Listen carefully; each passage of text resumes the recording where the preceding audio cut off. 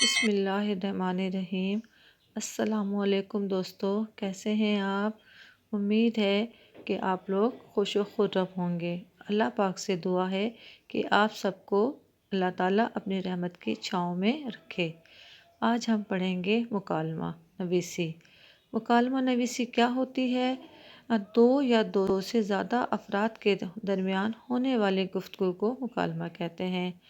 آج میں آپ کو استاد اور شاگرد کے درمیان ہونے والے مکالمے کے بارے میں بتاؤں گی۔ آئیے پڑھتے ہیں۔ استاد اور شاگرد کے درمیان مکالمہ۔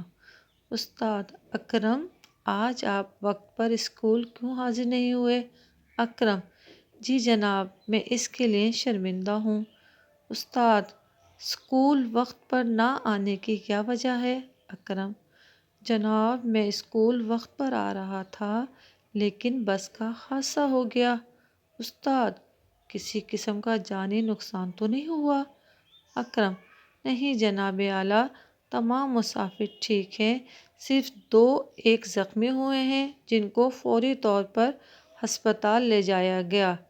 استاد: حادثہ کیوں پیش آیا؟ اکرم: جناب، ہماری بس کا ڈرائیور بالکل ٹھیک بس چلا رہا تھا لیکن بائیں جانب سے آنے والی گاڑی نے اشارہ توڑ دیا تھا۔